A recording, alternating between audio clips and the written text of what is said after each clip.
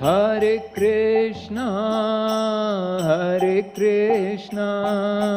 Krishna Krishna, Hare Hare, Hare Rama, Rama Rama, Hare Hare.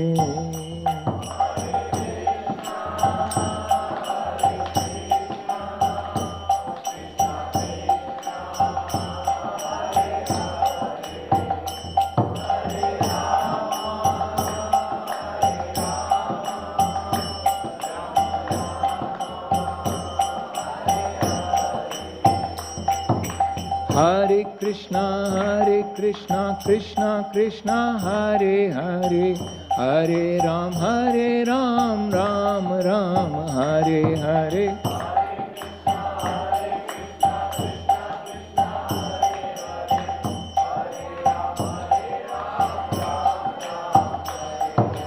Hare Krishna, Krishna Krishna, Hare Hare, Hare Ram, Ram Ram, Hare Hare.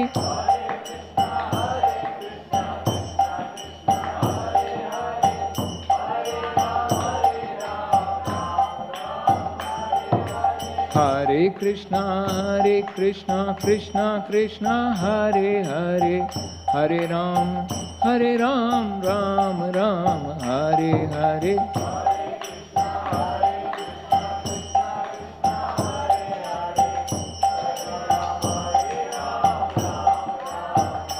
Jayo Radha, Gopinath Radha, Gopinath Radhe.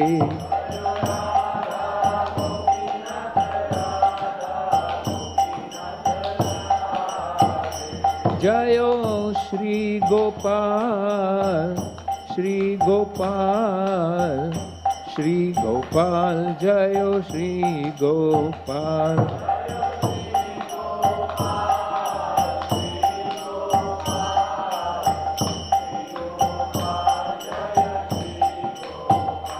Jayo Gauranitai, Gauranitai, Gauranitai, Jayo Gauranitai.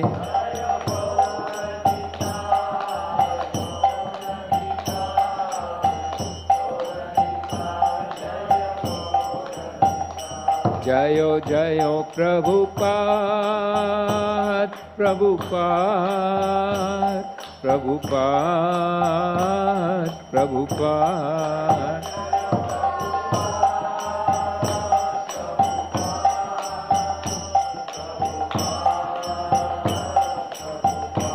Jayo Jayo Gurudev, Gurudev, Gurudev, Gurudev.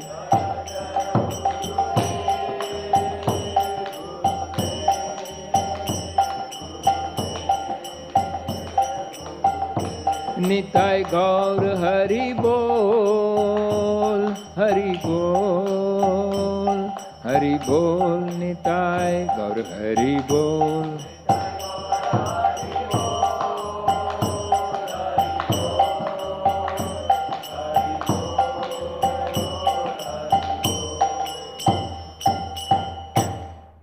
Vishnupad Paramahansa Parivrajak Acharya Ashtottara Shata Srimad, His Divine Grace A.C. Bhakti Vedanta Swami Srila Prabhupada Ki, ISKCON BBT Founder Acharya Srila Prabhupada Ki, Jai Om Vishnupad Paramahansa Parivrajak Acharya Ashtottara Shata Srimad, His Divine Grace Bhakti Siddhanta Saraswati Thakur Goswami Maharaj Prabhupada Ki, Namacharya Srila Haridas Thakur Ki, प्रेम से कहो श्री कृष्ण चैतन्य प्रभु नित्यानंदा, श्री अद्वैत गदाधर श्रीवास आदि गौर भक्त वृंद की, श्री श्री राधा कृष्ण गोप गोपीनाथ श्याम कुंड राधा कुंड गिरि गोवर्धन की, ब्रजभूमि वृंदावन धाम की, नवद्वीप मायापुर धाम की, पुरुषोत्तम क्षेत्र जगन्नाथपुरी धाम की, गंगा माई की, जमुना माई की, वृंदे देवी की, तुलसी देवी की, सामवेद गौर भक्त वृंद की.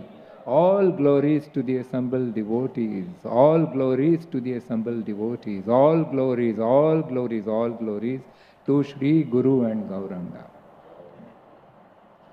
Om Namo Bhagavate Vasudevaya.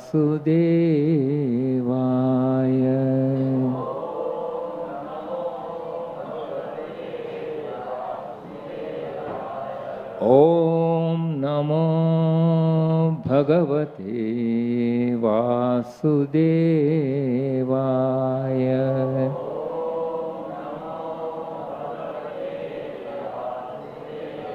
Om Namo Bhagavate Vasudevaya.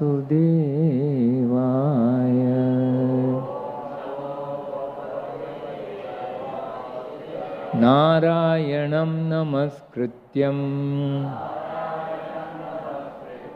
Naram Chaiva Narottamam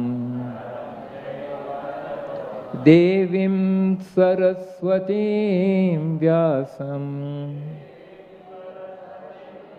Tato Jayamudhiraye Nashtaprayeshu Abhadreshu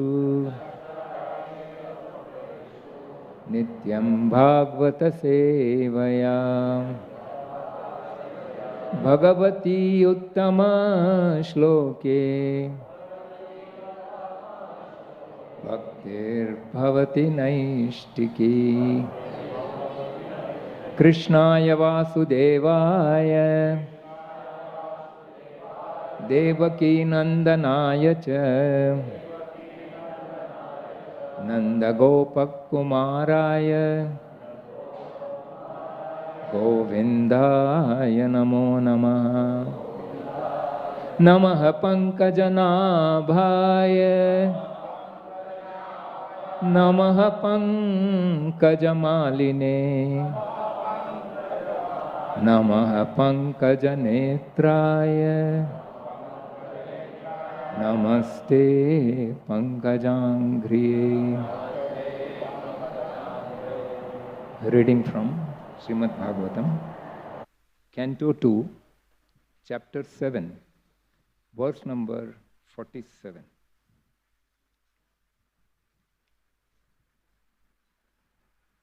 Shashvat prashantam abhayam pratibodhamatram Shuddham samam sadasatah paramatma tattvam Shabdona yatra purukarakavan kriyartho Maya paraitya vimuke cha vilajjamana Tatvai padam bhagavata paramasya pumso Brahmeti yad vidurajasram sukham vishokam.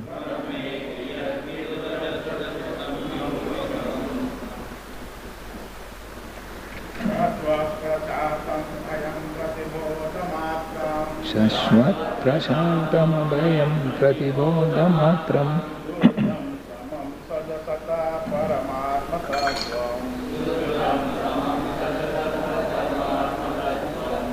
Dono yatra purukara kavan kriyarto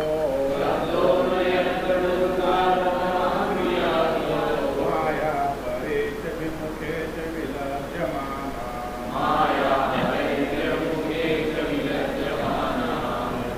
Padam bhagavata paramasya punto Brahmeti yaturajatra sukham vishokam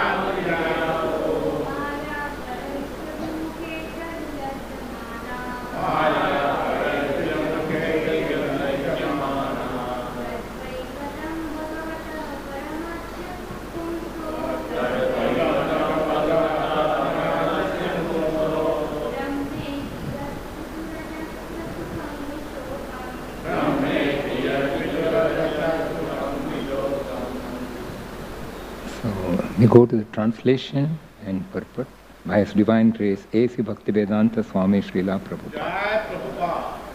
Translation. What is realized as the absolute Brahman is full of unlimited bliss without grief. That is certainly the ultimate phase of the Supreme Enjoyer, the personality of Godhead. He is eternally void of all disturbances and fearless. He is complete consciousness as opposed to matter, uncontaminated and without distinctions. He is the principal, primeval cause of all causes and effects, in whom there is no sacrifice for fruitive activities and in whom the illusory energy does not stand. We go to the second part of the purport. Yesterday we did 3 paragraphs, today we start from the 4th one. As such, there is an unlimited flow of everlasting happiness without the fear of its being broken, as we have experienced here in the material world. The relationship with the Lord is never broken. Thus, there is no grief and no fear. Such happiness is inexplicable by words, and there can be no attempt to generate such happiness by fruitive activities, by arrangements and sacrifices. But we must also know that happiness, unbroken happiness, exchanged with the Supreme Person, the personality of Godhead, as described in this verse, transcends the impersonal conception of the Upanishads. In the Upanishads, the description is more or less negation of material conception of things. But this is not denial of the transcendental senses of the Supreme Lord. Herein also, the same is affirmed in the statements about the material elements. They are all transcendental, free from all contamination of material identification. And also, the liberated souls are not devoid of senses. Otherwise, there cannot be any reciprocation of unhampered spiritual happiness exchanged between them in spontaneous, unbroken joy. All the senses, both of the Lord and of the devotees, are without material contamination. They are so because they are beyond the material cause and effects, as clearly mentioned herein. Sat asata param. The illusory material energy cannot work there, being ashamed before the Lord and His transcendental devotees. In the material world, the sense activities are not without grief. But here it is clearly said that the senses of the Lord and the devotees are without any grief. There is a distinct difference between the material and spiritual senses. And one should understand it without denying the spiritual senses because of a material conception. The senses in the material world are surcharged with material ignorance. In every way, the authorities have recommended purification of the senses from the material conception. In the material world, the senses are manipulated for individual and personal satisfaction, whereas in the spiritual world, the senses are properly used for the purpose for which they were originally meant, namely, the satisfaction of the Supreme Lord. Such sensual activities are natural, and therefore sense gratification there is uninterrupted and unbroken by material contamination, because the senses are spiritually purified. And such satisfaction of the senses is equally shared by the transcendental reciprocators. Since the activities are unlimited and constantly increasing, there is no scope for material attempts or artificial arrangements. Such happiness of transcendental quality is called Brahma Saukyam, which will be clearly described in the 5th canto. Om Ajnanatimirandasya Jnananjana Shalakaya Chakshurun Militam Yena Tasmai Shri Gurave Namaha. Shri Chaitanya Manobhishtam Sthapitam Yena Bhutale Swayam Rupa Kadamahyam dadati swapadantikam vandeham Shri Guru Shri Yuta Padakamalam Shri Gurun Vaishnavamscha Shri Rupam Sagrajatam Sahagana Raghunathanvitantam Sajivam Sadvaitam Savadutam Parijana Sahitam Krishna Chaitanya Devam Shri Radha Krishna Padan Sahagana Lalitam Shri Vishakhanvitamsha He Krishna Karuna Sindho Deenabandho Jagatpate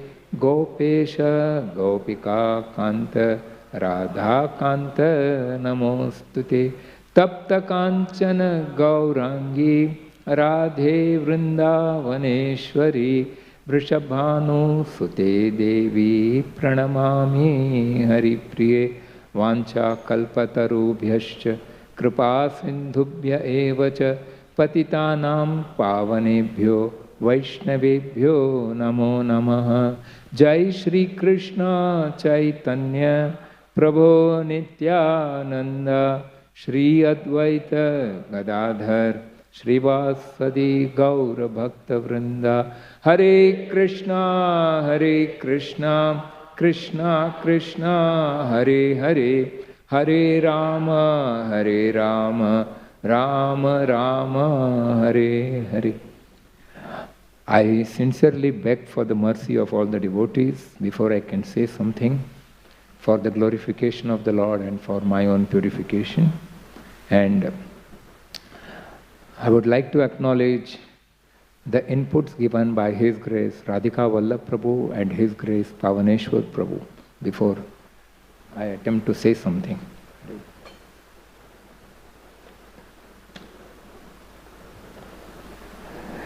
So we are in the second canto, and the flow of the discussions is somewhat like this. Chapters 1 to 3 deal with the superiority of Bhakti Yoga. We are on the 7th chapter. Superiority of Bhakti Yoga over Karma and Jnana. Unless Karma and Jnana culminate into Bhakti to surrender and serve the Supreme Personality of Godhead as Bhagavan, they remain incomplete.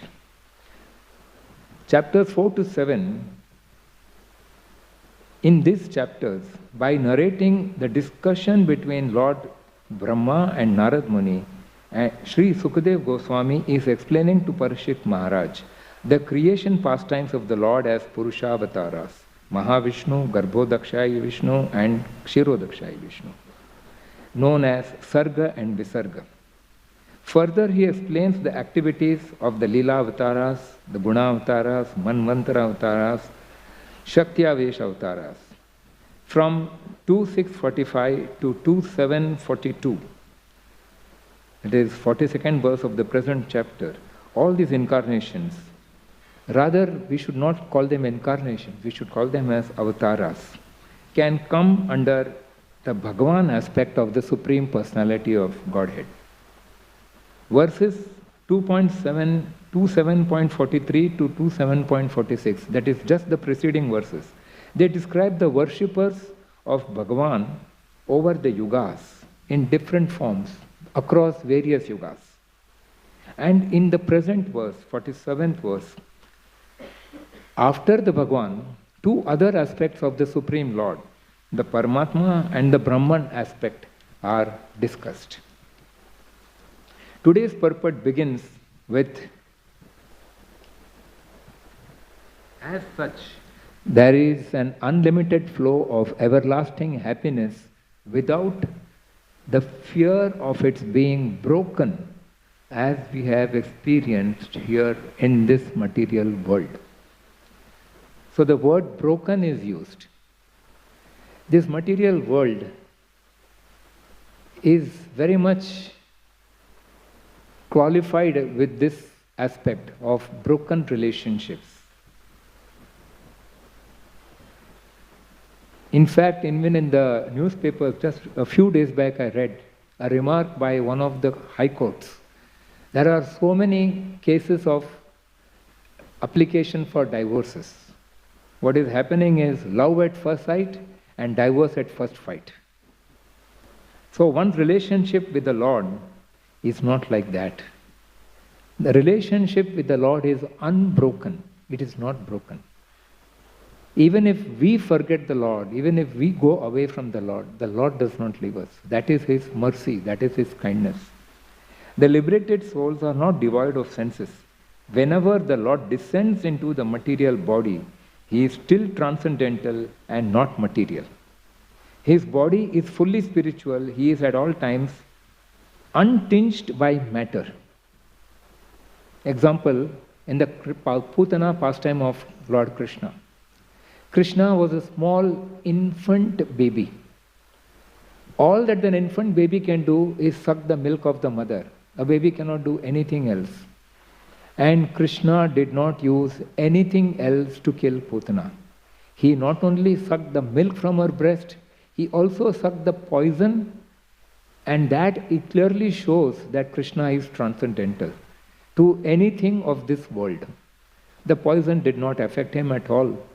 And then he ultimately sucked the life air, which only God can do and no other human can do. So he also demonstrated his divine powers, but in such a way that nobody would even know about it. Only the devotees and the knowledgeable can have an inkling, oh, here is some divine person. So this is the way Krishna functions, the Lord functions. God is God. He doesn't become God. One cannot become God. Somebody says that, oh, that person by his dint of austerities, tapasya and so many other study has become God. No, that does not happen. God is unique. Nobody else can challenge his position. His position is paramount. The point that is made here is that both the Lord and the liberated souls have spiritual senses as opposed to the material senses. That is the point. We already learnt that material happiness is impure, that is adulterated with misery and sorrow. That is why in material relation, one does not experience uninterrupted happiness. Sweet rice mixed with sand, how will it taste? The sweet rice will be there, but then when the sand comes, what they say? Kankad aa gaya. People are, troubled by that. That is what happens in material relationships. Spoils the taste of the sweet rice. Anything in relation to the Lord, however contaminated it may be, becomes purified by the Lord's potency. To give a material example which we can relate to, stool left in the sunlight loses its foul smell and over a period of time turns into manure. From useless, it becomes useful. Similarly, when our senses, when repeatedly engaged in the Lord's service by His potency, become purified.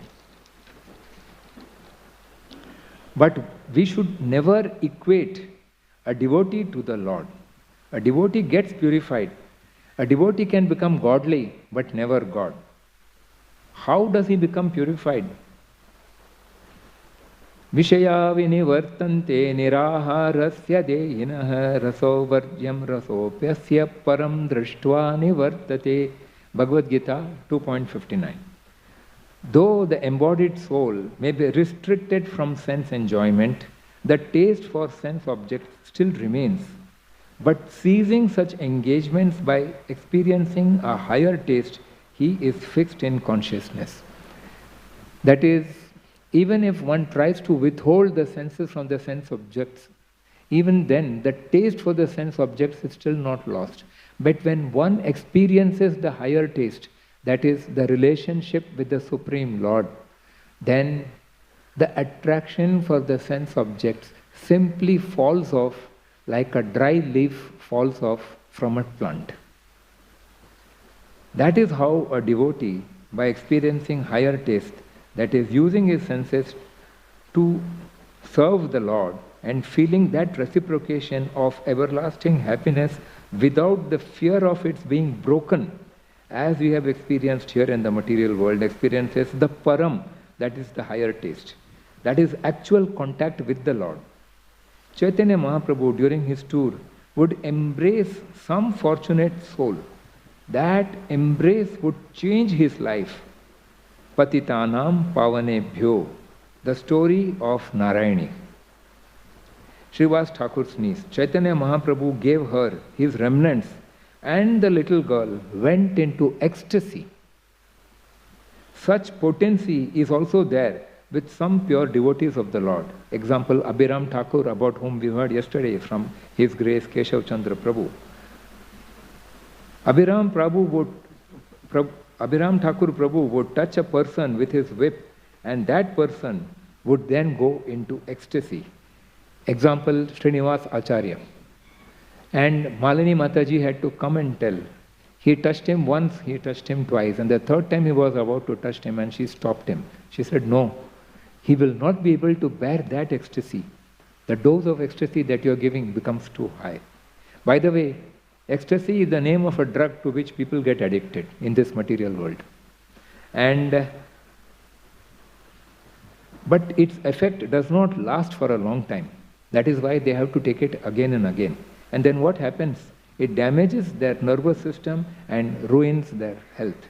So this is how the material world is. Here there may be some experiences people may get, but these experiences are short-lived and also they can be detrimental. Prabhupada has said in the purport, the senses are manipulated for individual and personal satisfaction. Whereas in the spiritual world, the senses are properly used for the purpose for which they are meant, namely satisfaction of the Supreme Lord. Such activities are natural and therefore sense gratification is uninterrupted on the spiritual platform. And such satisfaction of the senses is equally shared by the transcendental reciprocators. There is no scope for material attempts or artificial arrangement because it is a continuous flow. Such happiness of transcendental quality is called Brahma Saukyam. We will come to that later on towards the end of the lecture. Brahma Saukyam is explained. Saukyam means welfare. Real welfare is only on the platform of the soul. That is, Spirit, Bhagavan, is the complete soul and we are his parts and parcels. Only in contact with the whole can the soul be really happy. So, there is a verse, Janmanat jayate shudra samskarat bhaved vija Veda pathat bhavanti vipra brahma jane iti brahmana. So what does it say? That by birth everybody is a Shudra because they are naturally attracted to the sensual objects. But by the study of the Vedas and by performing purificatory ceremonies, they get purified and they get elevated to the position of a Brahman. So Brahman means spirit. Brahma means spirit, whereas it is completely opposed to matter, which is nothing but solidification of ignorance. That is matter. So Brahma is pure spirit and Brahman is that all-pervading spirit, that feature of the Lord which is everywhere. Maya tatamidam sarvam jagatapvyakta murtinam. That is Brahman. And then it is explained that one who knows the Brahman, one who understands the Brahman, such a person is given the notation of a Brahmana. That is the meaning of Brahmana. One who knows Brahman, that is spirit, or one who is living on the spiritual platform, one whose activities are based on the spiritual platform. That is a Brahmana. So then we go to this verse of the 5th canto, chapter 5, verse number 1. Rishabha uvacha Nayam deho deha bhajam nraloke kashtan kaman arhate vidbhujam ye tapo divyam putraka yena sattvam shuddhyeta yasmat brahma saukyam tvanantam. Lord Rishabdev told his sons, "My dear boys, of all the living entities who have accepted material bodies, he in this world, one who has been awarded this human form, should not work hard day and night simply for sense gratification, which is available even for dogs and hogs that eat stool. One should engage in penance and austerity to attain the divine position of devotional service. By such activity, one's heart is purified, and when one attains this position, he attains eternal blissful life, which is transcendental to material happiness and which continues forever." That is the meaning of Brahma Saukyam. Transcendental to material happiness and which continues forever. Material happiness is always mixed with sorrow. It is not adulterated with sorrow. That is the problem on the material platform. So when one gets fed up of this, one may do something, and by some arrangements, that's what Prabhupada has mentioned, one may get some titillation of the senses and may experience some happiness. But that doesn't last, and it is also coming accompanied by sorrow. So therefore the last verse of this shloka says, "Shuddhyeta yasmat brahma saukyam tva anantam." And when the material senses are purified in this way, by contact with the Supreme Lord, then what happens? Then one can experience that spiritual welfare, that spiritual happiness, which is uncontaminated by matter or material tinge. Krishna's compassionate nature. This is one of the topics I would like to elaborate a little on. Krishna is so compassionate. Who comes into this material world? The first question is that. And then, very often people ask one question. Why should this Maya come at all into this material world and not allow us to come in contact with Krishna directly? Why this Maya is unnecessarily interfering in our devotional life? This is a question people ask. Why this disturbance? It has been imposed by the Lord. But actually, let us analyze the situation.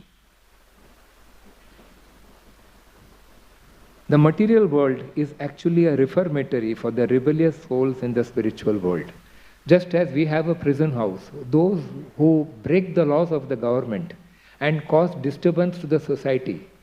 Somebody may take a gun in the hand and walk on the road and start shooting people at will. Do you think such a person should be allowed to go scot-free? Not at all. The police will immediately arrest that person and put him in the prison so that he does not disturb the peace of the society and people feel safe and secure in the society. Exactly the same thing is happening in the spiritual world. When a soul develops the attitude of envy and is wondering, why should I serve the Lord? Why should I not enjoy like the Lord? When that thought comes into the heart of a living entity, that person, like the police arrests the person and brings him into the jail, in the same way, that immediately Maya Devi, who is standing like the police force of the Supreme Lord, immediately arrests that person. And what does she do? She immediately transports that person into the material world and he is cast into this material creation. So this material world is a place for reformation, for a person to come out of this wrong attitude and re-establish his link with the Supreme Lord as his eternal servant. That is the constitutional position of the soul, simply to serve the Lord in all capacities and to extend oneself for the pleasure of the Lord. When one does that, there is something the Lord does in reciprocation for the soul. The Lord tucks away into that service, that supreme pleasure which only one who serves the Lord in sincere devotion can experience. And that is the reason why people in this world are able to chant the holy names of the Lord without feeling tired or without getting saturated with it. बहुत हो गया, बहुत जपा कर लिया, अभी बंद करो इसको. They never think like that. On the contrary, if they are not able to do their japa on a single day for any reason, they feel so uneasy, they feel restless. They somehow had to get to the beads and chant the holy name. That alone will give satisfaction to the heart. So, packed within the service to the Lord is the reward of the Lord. That is that experience of bliss that can come only in touch with the Lord. That is how the Lord has packed it. He has given sense objects to enjoy temporarily and in small quantities, as we are not designed to enjoy like him. How many rasgullas can one eat? How many? 5, 6, 7. But what happens after the number goes up? You get saturated. Enough. Bahut ho gaya. And then the person begs the person, don't serve me more, bas karo, bas karo. He is actually going into defense. But look at Lord Jagannath in Jagannath Puri. 56 bhog 7 times a day. Before the hand drives, the next bhoga is ready. Who can match him for that kind of? That is the meaning of enjoyer. That is the meaning of enjoyment. The Lord can enjoy unlimited. And so, only Lakshmi Devi cooks in the kitchen of Jagannath Puri. Only she can match his appetite in cooking. So what we should understand is, the Lord has given us these senses temporarily for enjoyment. It is like, when a child is crying for a chocolate and the mother knows this chocolate can damage the teeth of the child. What does she do? She gives him, okay beta, I give you 1 chocolate. It is a concession. But it is not a license. So that is what these senses of the human being in this world are. They are only a concession. But we take them to be license. Sometimes people say, why has God made these things? For our enjoyment, we should enjoy. But when they try to enjoy, they experience the other end of the stick. So Maya is his police force, and that is explained beautifully.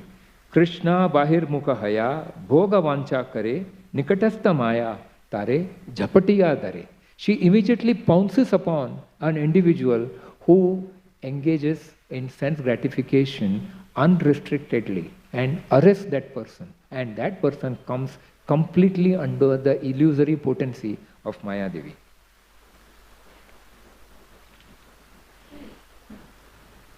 The senses are known as Indriya, and the sense objects are known as Vishaya. But Vishay also includes the word Vish. Vish means poison. So actually, when one goes for unrestricted sense enjoyment, person is actually consuming poison. That is the understanding. Another way of understanding the arrangement of the Lord in this material world is, a rich man is driving his Mercedes car and he has his child sitting by his side. And the child, looking at how the papa is enjoying riding the car, he is telling, Papa, Papa, mujhe do na, let me drive the car. His leg does not even reach the brake or the accelerator. How can he let him drive the car? But he tells the child, no beta, I will give you a chance to drive. Let us reach home, then I will give you a chance. So what does the father do? He buys a toy car in which the child can sit and ride. It also has a horn, it also has headlights, it has so many other features, and the child is thrilled with this toy car. And as he enters his bungalow, what he does? He will tell the watchman who is there at the gate. Now this bungalow is fortified from all sides. There are walls around, so nobody can enter, only they can enter through the gate. And that gatekeeper is there and tells the gatekeeper, don't let this child drive the toy car out of this bungalow, let him drive inside.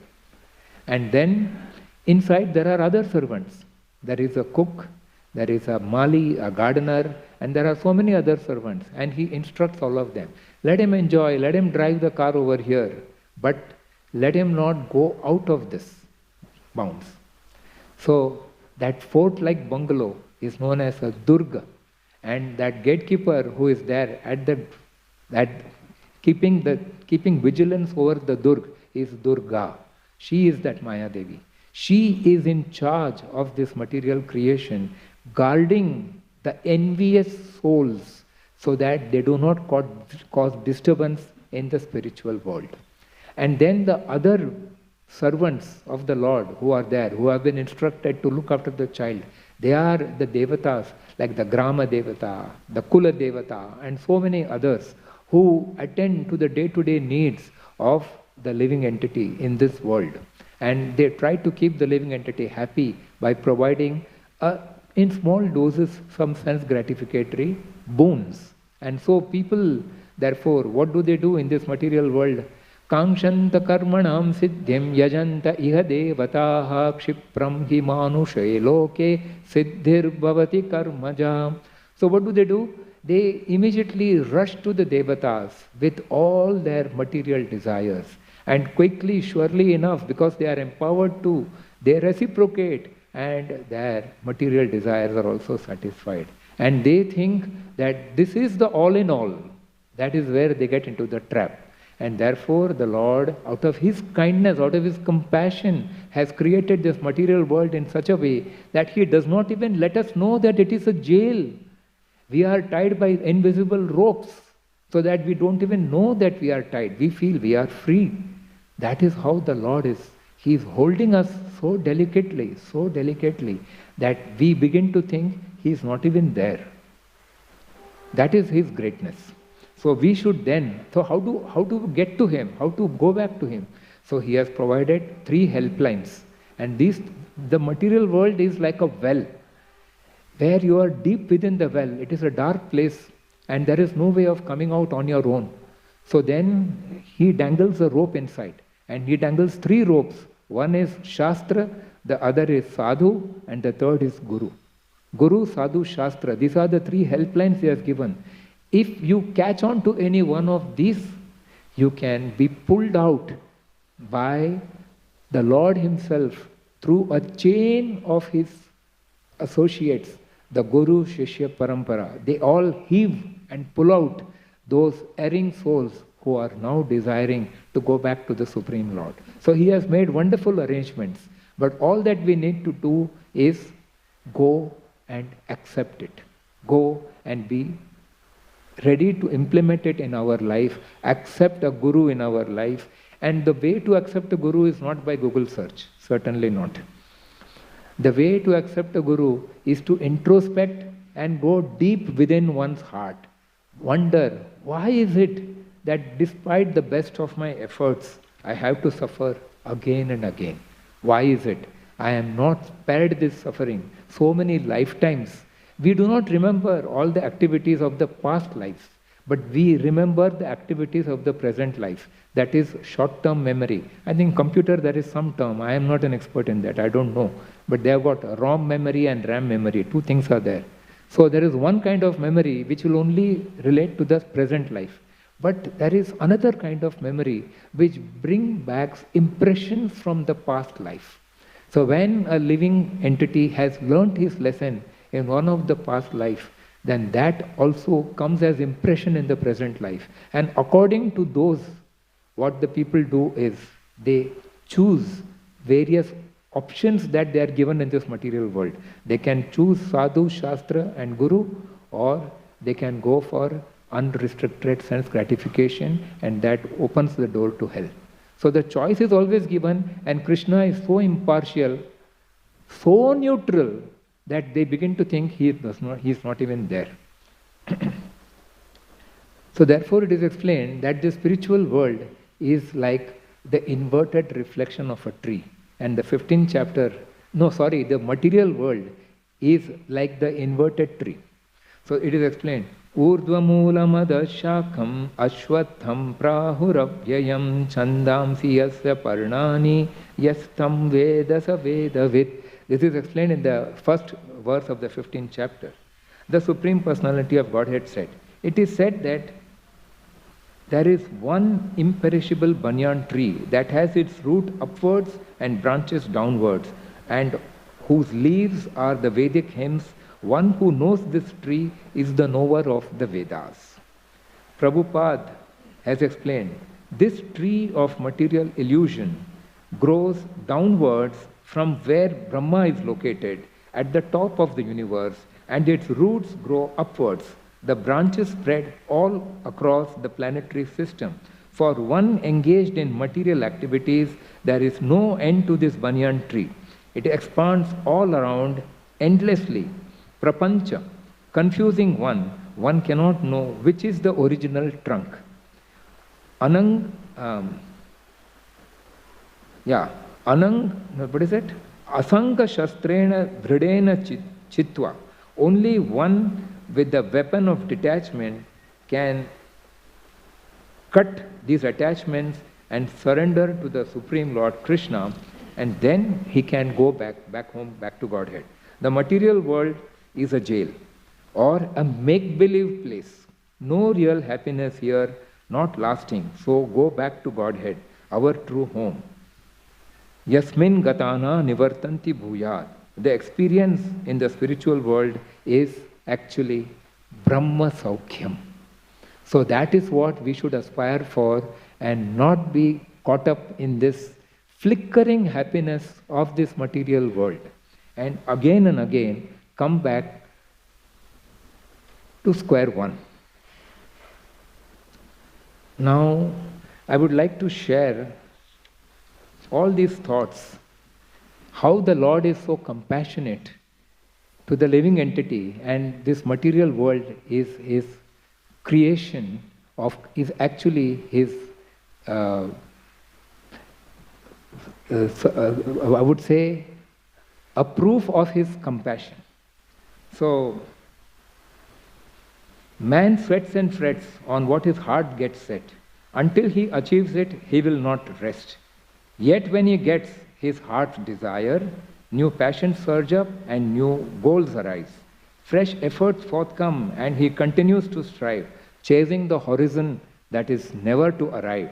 Struggle not achievement, motion not rest, desire not fulfillment is his endless quest. Then what is the way for one in this world not to be caught in this entangling net? As the spider alone can unweave his web, only the Lord can clean up this mess. Hear then his glories of cosmic creation, which reflects his love and greatest compassion. Not only great, know how great is he, just by his grace come out of the race. See through the mist of worldly illusion and stay at his feet is the conclusion. Hare Krishna, Krishna Krishna, Hare Hare, Hare Ram, Ram Ram, Hare Hare. And that Lord has given us his holy name, with which we can go back to him. That Lord has also come into this material world as his deity. And this deity form of the Lord is so powerful. I would like to share one real life experience. Recently I had been to one devotee's house. I don't want to disclose the identity of the devotee, but this girl, she was actually haunted by a ghost. And there was a lot of problem in the house. The mother was not knowing how to control this girl, how to take care of her. She would behave in a very weird manner. And they had one big photo of Lord Narsingdev, almost life-size, the Lord Narsingdev of Mayapur. And that was put bang in front of their door. As soon as you open the door, the first thing you will see is Lord Narsingdev. Now, this girl, because she was haunted, she was always telling, remove this from here. So ultimately they said they didn't want to remove it. So they put a curtain over that photo. And so she was pacified. And the person or the ghost who was inside was one day speaking in a male voice. And was so agitated, and this happens especially during Amavasya or Purnima times. So was so agitated that was telling, now I am going to throw you down from the terrace of this building, was telling the girl. And telling that you are not cooperating with me, because what used to happen was that would demand that I want to take intoxication, give me that. But this girl, because she was exposed to this Krishna conscious culture, she would just put her finger on this and she would think, will my Guru Maharaj like this if I do this? And she would refuse. She said, no, I will not. So she was not cooperating. So now was fed up, exasperated, and was telling, now I'm going to throw you down. And that girl started running up the stairs, and the mother started chasing her. And in the male voice, he started telling, I am going to throw you down from the terrace. The mother was pleading, but was not listening. And then somehow he turned back. Somehow she turned back after climbing a few steps and came running down and went into the house. What had happened? Why this change? And then, looking at the photo of Narasimha Dev, that ghost actually spoke. इसने तुम्हें बचाया, इसकी वजह से आज तुम बच गई, नहीं तो मैं तुम्हें ऊपर से नीचे फेंक देता.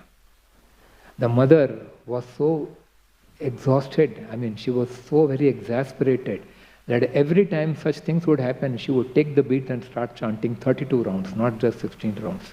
So it was by the effort of the mother and by the appeal of the devotees, and she had also consulted her counselor and so many other things. And so many other things happened, that is besides the point.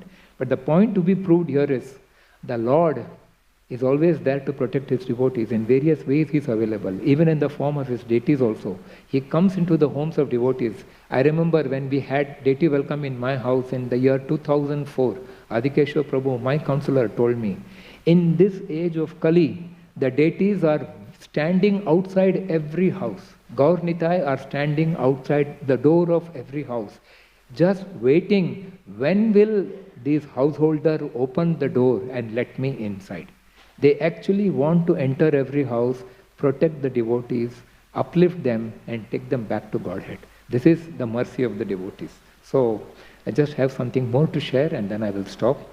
That is, so there are three aspects of the Lord. The Bhagavan aspect, the Paramatma aspect, and the Brahman aspect. So for those who actually are completely surrendered to the Lord, the Bhagavan aspect is revealed.